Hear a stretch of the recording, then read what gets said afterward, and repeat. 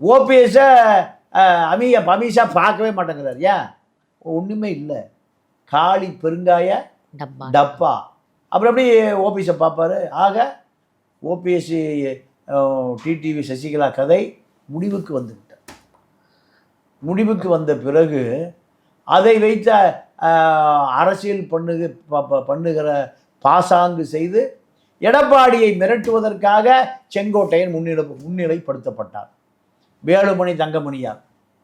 இப்போ 2 பேருமே அவசரப்பட்டு நீங்கள் அவர் கட்சியை நீக்க வேண்டாம்னு எடப்பாடின்னு சொல்லும்போது, போங்கப்பா வெளியே, உங்களால் தான் இவ்வளோ பிரச்சனை. யார் சொன்னது? எடப்பாடி.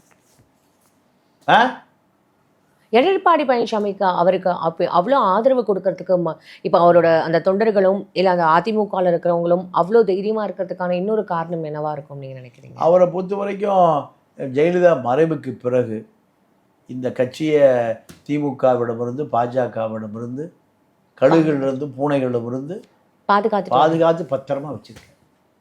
அதனால தான் இப்போ எடப்பாடிக்கு இவ்வளோ பெரிய மக்கள் கூடுறோம். இரட்டை இலையை பாதுகாத்து வச்ச காரணத்தினால தான் எடப்பாடிக்கு இவ்வளோ பெரிய செல்வாக்கு.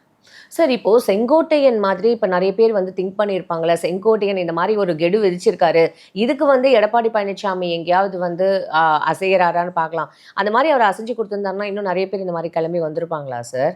இல்லைம்மா, அதுக்கு தான் எடப்பாடி அடிப்படை உறுப்பினர்களை நீக்காமல் மாநில அமைப்பு செயலாளர் மாவட்ட செயலாளர் இருந்து அதை எடுத்துட்டாரு. அவ்வளோதான், முடிஞ்சு போச்சு.